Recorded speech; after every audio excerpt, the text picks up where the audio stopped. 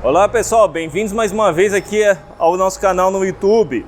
Hoje estamos mais uma vez na NZ, Centro Automotivo, Bosch, especializado em ABS, airbag, eletrônica em geral, mecânica, ar-condicionado, alinhamento, balanceamento, tudo que você precisar no carro eles conseguem trabalhar com você aqui. E estamos com um HR-V 2019 que passou por algumas alterações, algumas melhorias, e a gente vai detalhar isso aí durante o vídeo.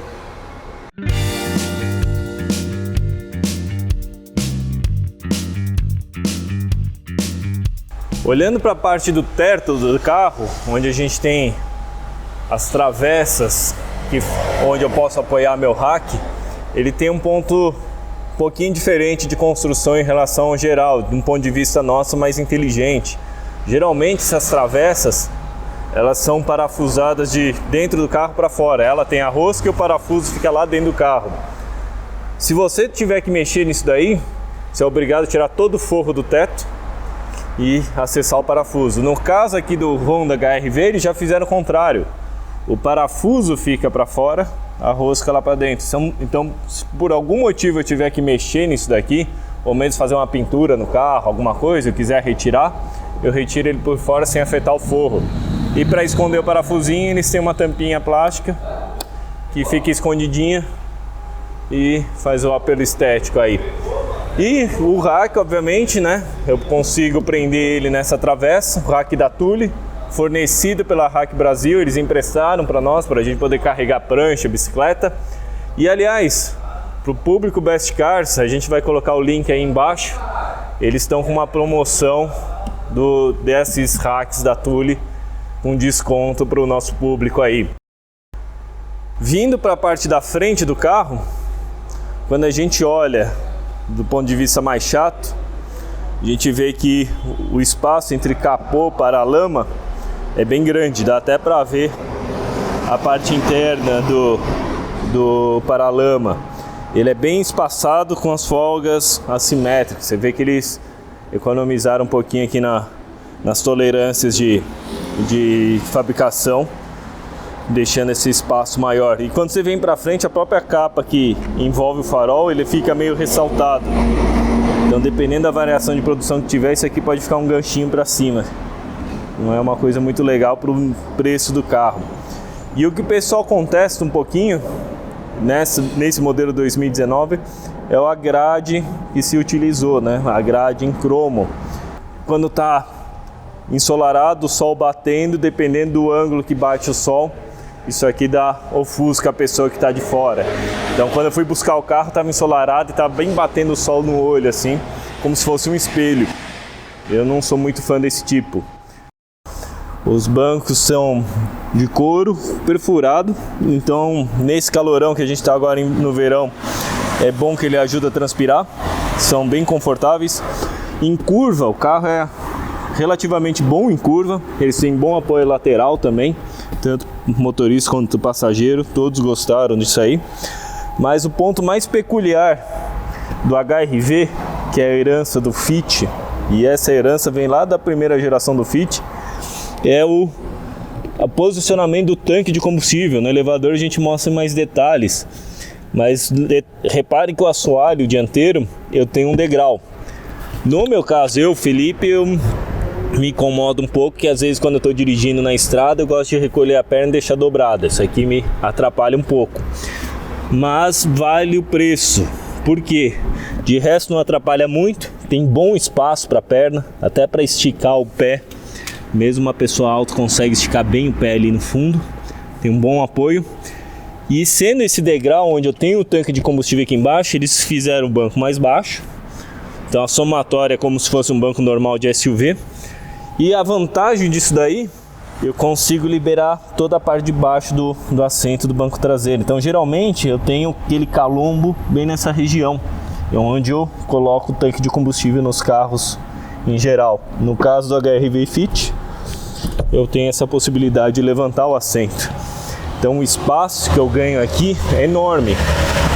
E querendo ou não, o banco está regulado para minha altura, que eu tenho 1,88 m, banco dianteiro. E olha o espaço que eu consigo ter nessa traseira. nota-se o quanto se ganha de espaço para carregar um monte de tralha. Então isso aí torna bem versátil o carro, para eu poder carregar bastante coisa aí. No meu caso eu consegui colocar até a bicicleta, eu tirei as rodas e coloquei a bicicleta aqui de ponta cabeça para carregar ela. E da mesma forma que eu posso levantar isso daqui, eu posso rebater os bancos e ele fica plano com porta-malas. Então ele tem uma otimização bem legal de espaço. Então para carregar tralha é imbatível. E o que o pessoal mais acha estranho quando pega a primeira vez o carro é onde fica a maçaneta da porta traseira. Ela fica lateralmente na parte de cima, junto ao vidro, e não na porta aqui embaixo. Por que eu faço isso daí?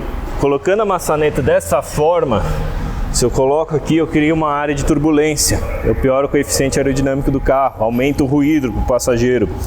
Aí você pode falar, mas tem aquelas maçanetas que abrem por baixo, que são praticamente fechadinhas rente à carroceria. Mas geralmente carros mais refinados, mais robustos, o pessoal prefere esse tipo de maçaneta com a totalmente para fora, porque em caso de acidente há critérios que eu possa, algumas montadoras têm até o critério de que eu possa amarrar uma corda aqui e arrancar a porta pela maçaneta, porque ela tem como ser amarrada. Quando é aquela abinha para baixo, me impede esse tipo de coisa. E a desvantagem é que eu crio uma zona de turbulência. No caso aqui do HR-V, rebatendo para cá, para ficar lisinha rente à carroceria, e eu até chutaria, ousaria dizer que pelo fato dela ser aqui para trás, ajuda a quebrar um pouco o vórtice e melhorar a aerodinâmica na traseira do carro, melhorando um pouquinho tanto o ruído quanto o consumo de combustível em estrada. Aliás, tudo que é aerodinâmica, é de pelinho em pelinho, de grão em grão, a galinha enche o papo. Então às vezes o cara fala, mas isso aqui é uma redução muito pequena, né, que eu tenho, mas se eu for somando de pouquinho em pouquinho que eu vou colocando no carro, chega no final tem um grande ganho. Já olhando a parte do painel em geral do HR-V, há muitos pontos que agradam, mas também há outros pontos que a gente gostaria de comentar. Começando aqui pela parte traseira, para o ocupante traseiro tem um bom espaço para um porta-copos com tomada para carregar algum celular, alguma coisa aí atrás. Então para quem tem criança é bem útil. E vindo para esse console central, é largo, é grande, e eles conseguiram fazer isso porque eliminou a alavanca de freio de mão, o uso do freio elétrico. Então tem só o botãozinho do freio de estacionamento elétrico, que me permitiu ganhar tanto espaço para o apoio de braço, que eu posso muito bem abrir ele, e tem um porta-treco que eu consigo levar até minha carteira aqui dentro, umas moedinhas, porta-copos, e logo à frente eu tenho a alavanca de seleção das marchas, drive, sport, neutro, ré e o parking.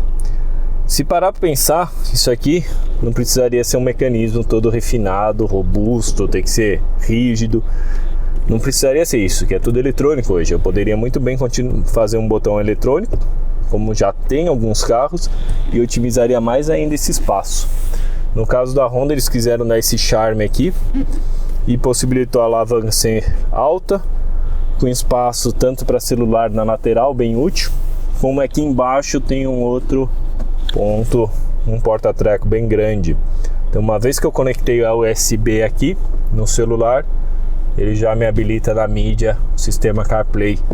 Então ele é bem útil nesse aspecto, funciona muito bem. Junto ao freio de mão, mas a Honda ela oferece também o que ele chama de Brake Hold. O que seria? Quando uma vez ativado, eu olho no painel, eu tenho a luzinha verde indicando. O que significa isso? Se eu estou em drive, estou no trânsito, pisei no freio, o carro está parado, eu posso soltar o freio e o carro não anda, o freio fica acionado o tempo inteiro. Então mesmo uma descida, subida, ele está acionado, e mesmo que o motor esteja brigando com o freio para tentar empurrar o carro não anda. Então se você tem preguiça de ficar apertando o pedal do freio no trânsito, bem útil. Ele só vai andar a partir do momento que apertei o acelerador, ele libera o freio. Vindo para a parte de mídia, a mídia é bem simplesinha, fácil de usar, não tem muito segredo, mas também não tem muito recurso. Ela tem um sistema de navegação, que a gente chegou até brincar um pouquinho. Ele tem informe de trânsito, só que não é em tempo real. É como conecta o celular tanto para carregar quanto para utilizar o sistema de Spotify, a gente já usa o Waze, que já está integrado ao CarPlay. Bem útil, por sinal, bem fácil de usar, intuitivo, sem grandes segredos.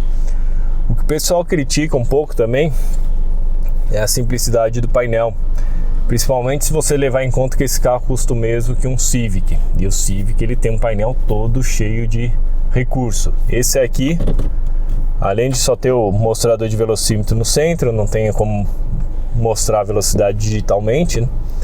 Ele num computador de bordo é um tanto quanto simples. Pelo botão aqui em cima só mostra consumo e autonomia, não tem velocidade média nem tempo de uso. A vantagem é que eu tenho tanto o Trip A e o Trip B, que eu consigo fazer duas gravações separadas de consumo, mas ele é um tanto quanto simples para o preço do carro, do que o carro poderia oferecer. E o sistema de marchas dele, transmissão CVT, trabalha muito bem, bem intuitiva. Ela é intuitiva no quesito de, se você está andando no plano, sai do farol no plano, acelera só um pouco, ele fica entre 1.200 e 1.300 RPM até 60, 70 km por hora, economizando bastante combustível. Ele otimiza sempre o consumo de combustível em drive. Então, como que ele faz isso? Máximo de carga possível, a gente lê no equipamento de aquisição que o motor sempre está no máximo, perto do seu máximo de torque que ele consegue produzir naquela rotação, e conforme você vai variando o pedal, ele vai variando a rotação do motor, ou seja, a demanda de potência.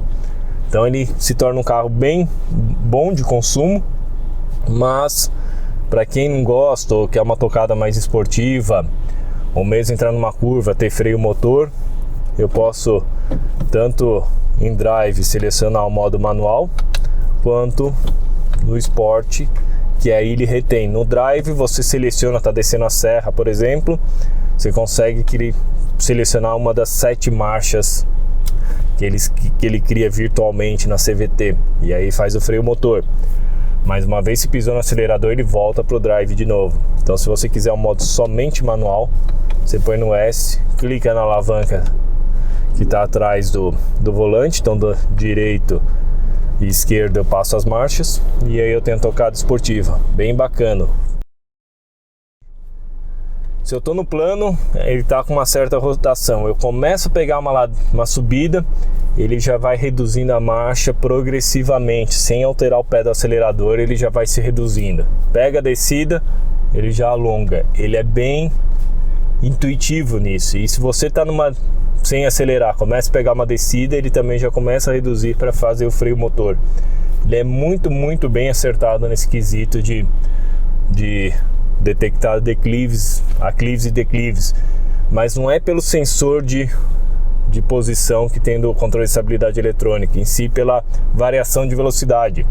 Então ele tem um algoritmo que, em função da variação de velocidade, ele consegue reconhecer se está numa subida ou descida, e principalmente se eu estou com o carro vazio ou carregado, porque se eu estou com o carro carregado no plano, pode ser mais ou menos parecido como se estivesse encarando uma subida com o carro vazio. Então ele também reduz mais as marchas, ele é bem intuitivo nesse aspecto.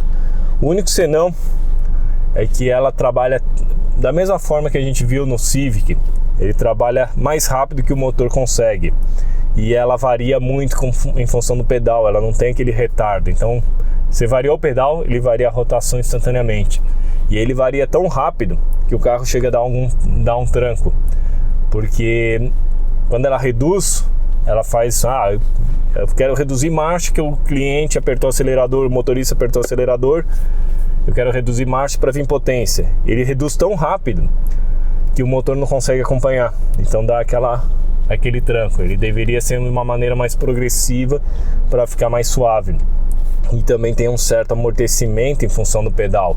É interessante que quem dirige o Fit, primeira geração, que é com câmbios transmissão CVT e acelerador por cabo, ou seja, tudo para ser o pior dos mundos em termos de acerto, ele é extremamente mais lisinho, mais bem acertado do que esses aqui novos, que a resposta é muito rápida.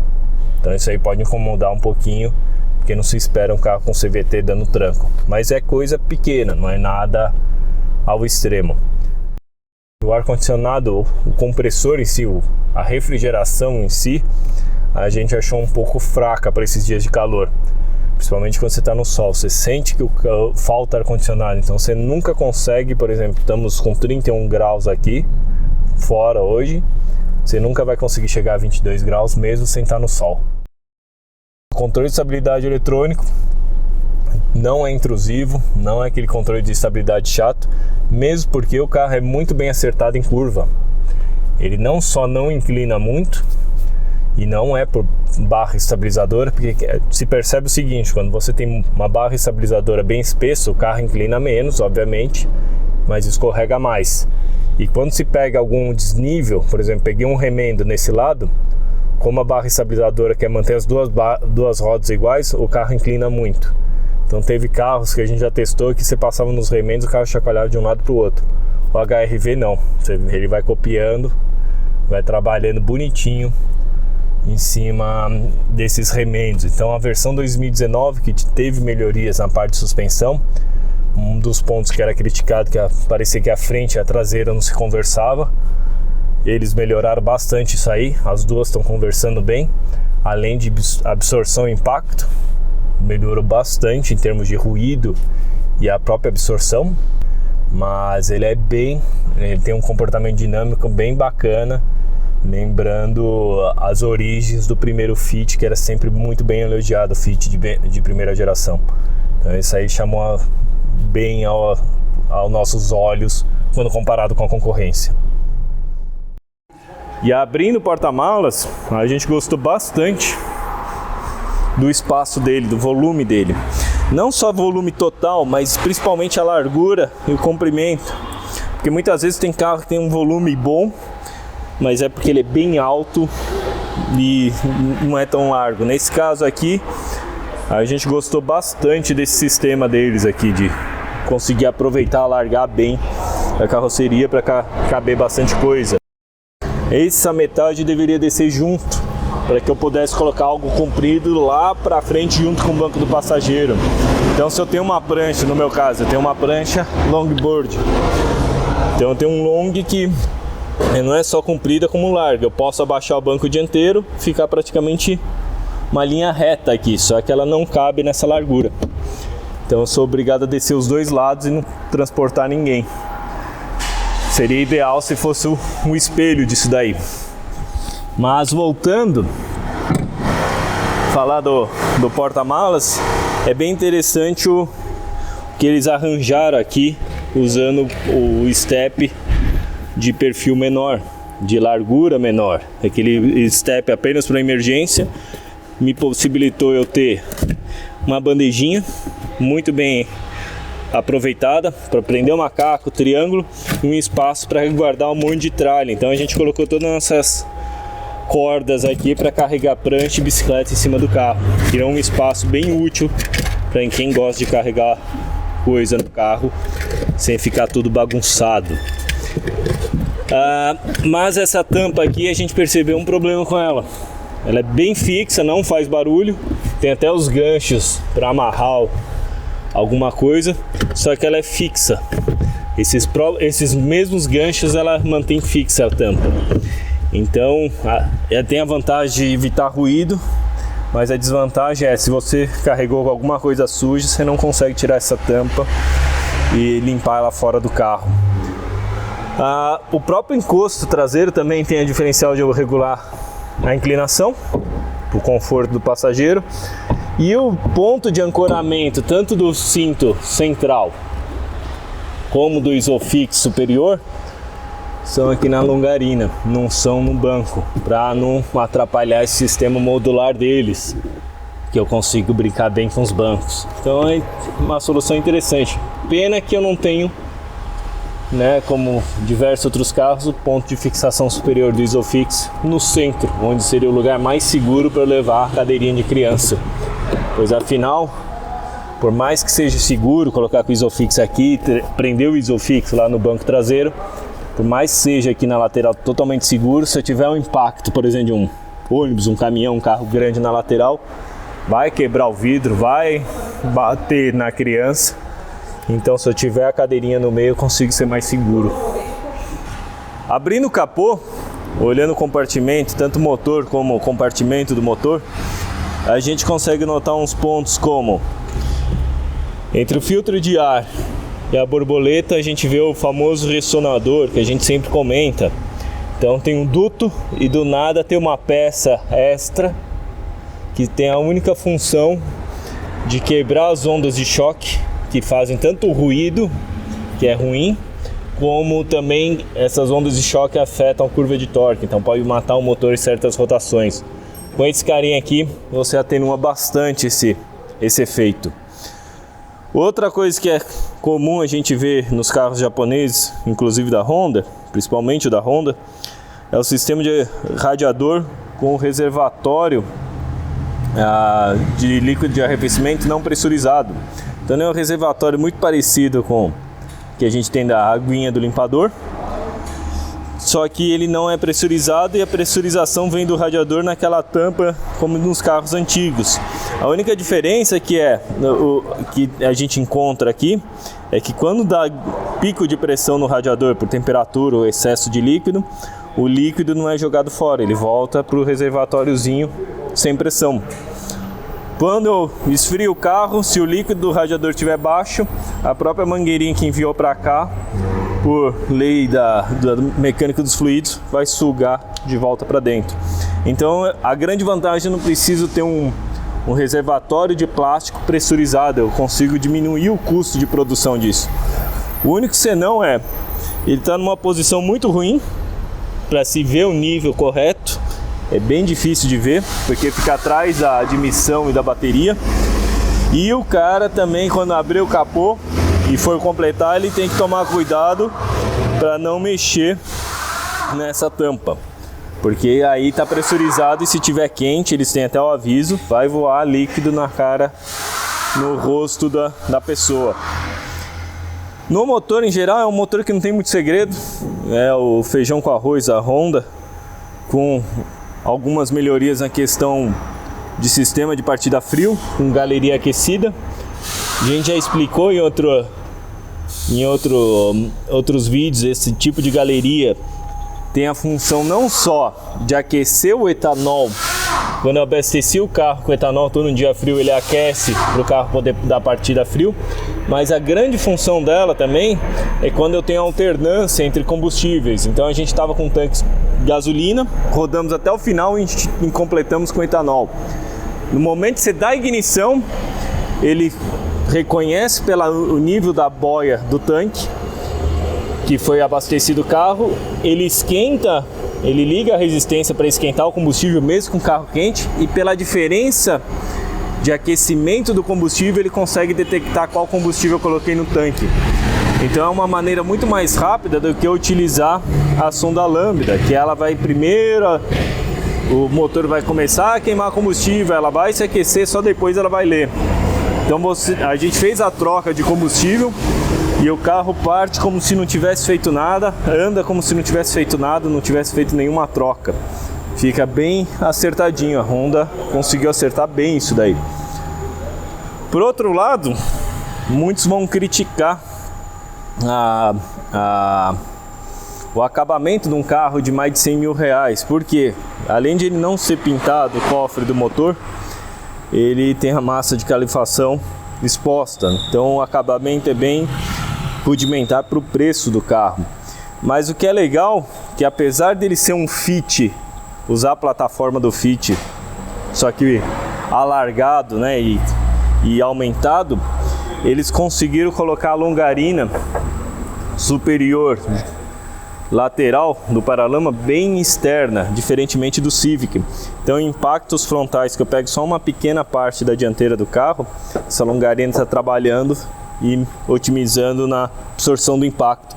E eles não só vieram com a longarina bem para a lateral, mas também como prolongar ela lá para frente e vai lá embaixo do farol. Então desde uma batida pequena ela já começa a trabalhar. Então nesse aspecto de segurança foi bem legal. E eles aproveitaram, provavelmente para economizar não só dinheiro, mas peso também. A caixa de roda não é de metal, é só a parte plástica. Então com isso eu não preciso botar outra chapa fechando aqui, que iria encarecer o custo de produção, mas também aumentando o peso do carro. Falando em segurança, outro ponto que mostra aqui, às vezes o leigo pode achar que é bobeira, mas a gente tem uma chapa aqui protegendo toda a galeria, que provavelmente quando você bate o carro, o motor se movimenta, vai bater nesse que se chama de dash, né, no parede corta-fogo, e isso daqui ajuda a proteger a galeria para que não se espalhe combustível para tudo que é lado. Com o carro no elevador, a gente já consegue notar alguns pontos que diferenciam o HR-V, o que se chama de lábio ou mesmo um defletor dianteiro. Você vê que ele encobre toda a dianteira do carro, sendo maior nas laterais onde vão as rodas, e ele é tão grande que ele raspa com facilidade em valeta. Mesmo o para-choque também raspa um pouco, por ter um desenho diferenciado para também otimizar o coeficiente aerodinâmico. Então isso tudo aqui vai te reduzir o coeficiente aerodinâmico, favorecendo tanto consumo em estrada como velocidade máxima.